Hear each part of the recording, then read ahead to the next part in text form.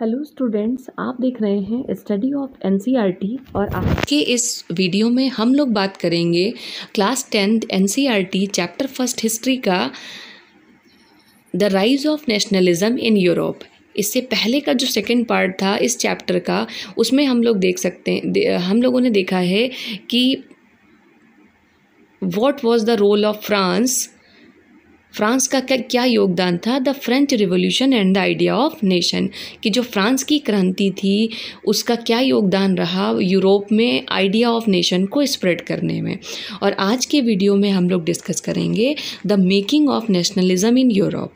इस चैप्टर में हम देख रहे हैं कि किस प्रकार से नेशनलिज्म का विकास हुआ ऑल ओवर द यूरोप में किस प्रकार से नेशनलिज्म आया, उसके ऊपर डिस्कस कर रहे हैं। तो हम लोगों ने पहले वाले पार्ट में, इससे जो पहले का पार्ट था, part second of this chapter, उसमें ये देखा कि फ्रांस की क्रांति का एक बहुत बड़ा योगदान रहा यूरोप में नेशनलिज्म और नेशन स्टेट की फीलिंग को डेवलप करने में। फ्रांस की क्रांति का मेजर रोल था। और आज के वीडियो में देखेंगे कि यूरोप किस तरीके से नेशनलिज्म वहाँ पे आया यूरोप में। If you look at the map of mid-18th century Europe, you will find that there were no nation state as we know them today. अगर हम mid-18th century का मैप देखते हैं यूरोप का, तो हम लोग ऐसा पाएंगे, आप ऐसा देख पाएंगे उस मैप में कि किसी भी प्रकार का नेशन स्टेट नहीं था। जैसे आज आप देख रहे हैं कि राष्ट्र बने हुए हैं, अलग अलग देश है, उनकी बाउंड्रीज हैं, तो पहले ऐसा नहीं था जैसे कि आज हो रहा है। आज नेशन स्टेट है, ऐसे mid-18th सेंचुरी में नहीं थे।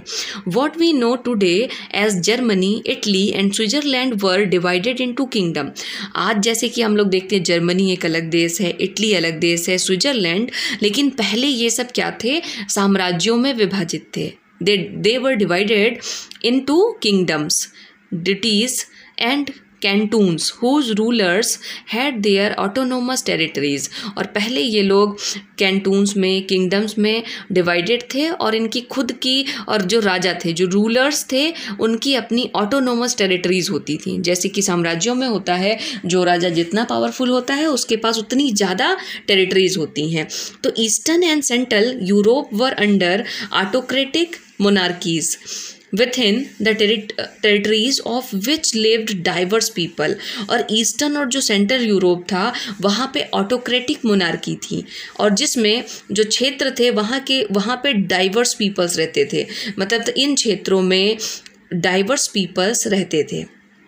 They did not see themselves as sharing a collective identity or a common culture। और ये लोग डाइवर्स पीपल होने की वजह से ये लोग खुद को कलेक्टिव आइडेंटिटी के रूप में नहीं देख पाते थे, और इनका जो कल्चर था वो कॉमन नहीं था। Often they even spoke different languages and belongs to a different ethnic group. कभी कभी तो ये भी देखा गया कि ये लोग अलग अलग भाषाएं बोलते थे और अलग अलग नीतिगत जो समूह हैं उनसे संबंधित थे, डिफरेंट एथनिक ग्रुप से रिलेटेड थे। The Habsburg empire that ruled over Austria Hungary for example was a patchwork of many different region and people. Habsburg empire का जो शासन था वो ऑस्ट्रिया, हंगरी, यूरोप के कई जगहों पे था, तो जिसकी वजह से वो लोग कई क्षेत्रों में और बहुत से डाइवर्स लोगों के ऊपर शासन करते थे। It include the Alpine region, the Tyrol, Austrian and Switzerland. तो ये लोग कई अल्पाइन रीजन में, ट्रायल में, ऑस्ट्रिया में और स्विट्जरलैंड में शासन करते थे, और बहमोनिया में जहाँ पे ऑटोक्रेसी थी, और ये लोग जर्मन स्पीकिंग थे। It also included the Italian speaking provinces of Lombardy and वियतनिया। और इनके पास इटालियन स्पीकिंग राज्य भी थे, जैसे लैम्बोर्डी और वेनेतिया। In Hungary, half of the population spoke Magyar, while the other half spoke a variety of dialects। जो हंगरी में क्या था, आधी जनसंख्या मग्यार बोलती थी और बाकी जो लोग थे वो अलग अलग भाषाएं बोलते थे। In Galicia the autocracy spoke Polish. Besides these three dominant groups, there also lived with the boundaries of the empire a mass of subject peasant people। और इसी के साथ जो डोमिनेंट ग्रुप्स थे, जो वो ग्रुप्स जो बहुत ज़्यादा थे संख्या में, जिनका डोमिनेंस था, अब वो लोग उसके अतिरिक्त, मतलब beside these dominant group, in dominant groups के अलावा, जो ऊपर हम लोगों ने बात किया ये डोमिनेंट ग्रुप्स थे, तो इन डोमिनेंस ग्रुप्स के अलावा यहाँ कुछ ऐसे लोग भी रहते थे जो बाउंड्रीज पे थे, ठीक है। अब वहाँ पे दो साम्राज्य टच करते थे, तो जिसकी वजह से वो पीजेंट्स और जो पीपल्स थे वो उनका कल्चर अलग होता था।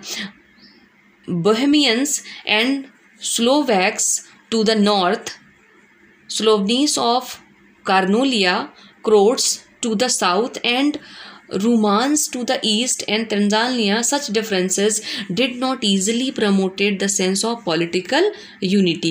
अब इतनी सारी डाइवर्सिटीज़ की वजह से लोगों के अंदर पॉलिटिकल यूनिटी नहीं आ पाती थी, और इसको प्रमोट करना इतना आसान नहीं था कि हम लोगों को एक साथ बांध सकें, यूनाइट कर सकें, तो ये बहुत ही ज़्यादा कठिन काम था।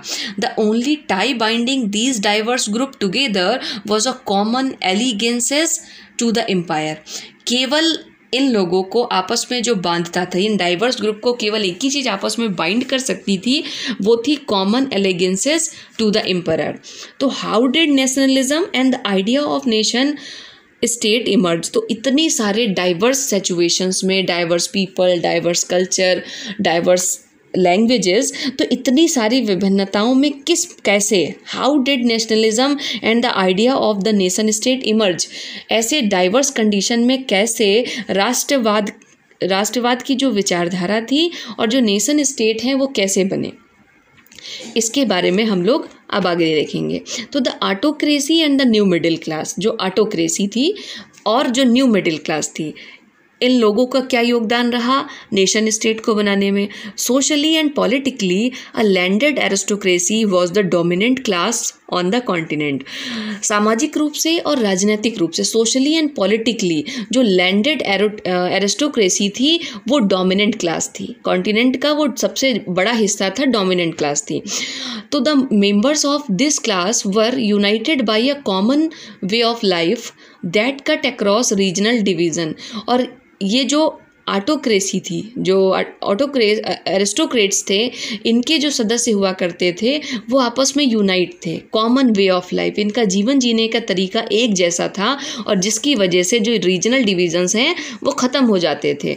दे owned estates in the countryside and also town houses. अब इन लोगों के पास ये स्टेट्स इनके पास हुआ करते थे और शहरों में, कस्बों में घर होते थे।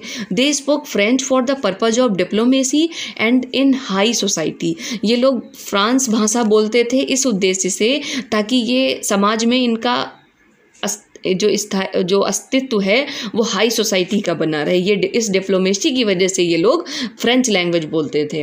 Their families were often concentrated by ties of marriages. इनके परिवार जो थे वो आपस में, जो ये फैमिलीज थी, इनका कनेक्शन होता था मैरिजेस के थ्रू, शादियों के द्वारा ये लोग आपस से संबंधित होते थे।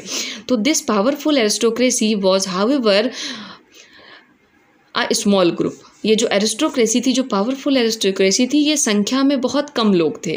The majority of the population was made up of peasantry. ज़्यादातर जो जनसंख्या थी वो कैसी थी? किसानी थी, किसान लोग की, किसान ज़्यादा थे। To the west and the bulk of the land was farmed by tenants and small owners. पश्चिम की तरफ जो पश्चिमी हिस्सा था वहाँ पे ज़्यादातर किसान थे और छोटे छोटे लैंड ओनर्स थे।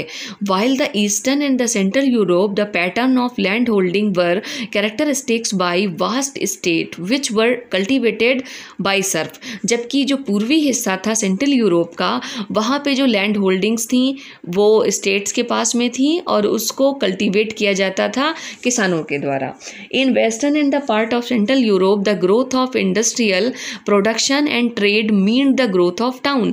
जो वेस्टर्न पार्ट था सेंट्रल यूरोप का, वहाँ पे इंडस्ट्रियल प्रोडक्शन हुआ, औद्योगिक उत्पादन हुआ और व्यापार में वृद्धि हुई, जिसकी वजह से ये जो शहर थे ये धीरे धीरे समृद्धशाली हो गए। और यहाँ पे कमर्शियल क्लास, एक नई क्लास उभर के आई, commercial classes, whose existence was based on production for the market. और ये लोग क्या करते थे? मार्केट में जो प्रोडक्शन का काम है वो इनका काम होता था। Industrialization began in England in the second half of the 18th century। Industrialization की जो शुरुआत है, जो औद्योगिकीकरण है, उसकी स्टार्टिंग इंग्लैंड में 18th सेंचुरी के सेकेंड हाफ में हुई, but in the France and the parts of the German state is acquired only during the 19th century. लेकिन फ्रांस और जर्मन स्टेट्स में जो औद्योगिक क्रांति है, जो इंडस्ट्रियल रेवोल्यूशन है, वो 19th सेंचुरी के दौरान आई। 19वीं शताब्दी के दौरान इंडस्ट्रियल रेवोल्यूशन फ्रांस और जर्मनी जैसे देशों में आई। In its wake new social groups came into being, a working class population. और ये जो इंडस्ट्रियलाइजेशन की वेक में एक नई सोशल ग्रुप, एक नया सामाजिक समूह उभर के आया जो वर्किंग क्लास कहा गया। वो लोग जो काम करते थे, जो मिडिल क्लास के लोग थे, और इन्हीं वर्किंग क्लास की जो जनसंख्या थी, जो पॉपुलेशन थी, उससे मिडिल क्लास का जन्म हुआ। And middle class made up of industrialist, businessman, professionals, और मिडिल क्लास बनी हुई थी उद्योगपतियों से, बिजनेसमैन से और प्रोफेशनल्स थे। मतलब मिडिल क्लास का जब उदय हुआ तो उसमें इंडस्ट्रियलिस्ट थे, बिजनेसमैन थे एंड डिफरेंट प्रोफेशनल्स थे। डिफरेंट प्रोफेशन के लोग इसमें आते थे, जस्ट लाइक डॉक्टर है, इंजीनियर है, प्रोफेसर है। तो in central and eastern Europe these groups were smaller in number till late 19th century. Central और ईस्टर्न यूरोप में ये जो मिडिल क्लास का वर्ग था, ये लेट 19th सेंचुरी तक ये लोग बहुत कम थे। It was among the educated liberal middle classes the idea of national unity following the abolition of aristocratic privileges gained popularity. ये जो मिडिल क्लास थी, ये किन लोगों से बनी थी? एजुकेटेड लोगों से बनी हुई थी। इन लोगों का, ये जो मिडिल क्लास के, लिबरल मिडिल क्लास के एजुकेटेड लोग थे, इन्होंने नेशनल यूनिटी के जो आइडियाज़ हैं उनको स्प्रेड किया, उसको फैलाने की कोशिश की पूरे यूरोप में, और एरिस्टोक्रेसी का विरोध किया। एरिस्टोक्रेसी का विरोध किया जिसकी वजह से मिडिल क्लास को काफ़ी पॉपुलैरिटी मिली। मिडिल क्लास के लोग पॉपुलर हो गए क्योंकि वो लोगों के अधिकारों की बात कर रहे थे, वो लिबर्टी की बात कर रहे थे। तो जिसकी वजह से जो मिडिल क्लास है उसका इमर्जेंस काफ़ी बढ़ गया, वो उसका अस्तित्व बहुत तेज़ी से बढ़ने लगा। तो आज के इस पार्ट में, जो कि पार्ट 3 है इस चैप्टर का, the rise of nationalism in Europe का, इसमें हम लोगों ने देखा the making of nationalism in Europe.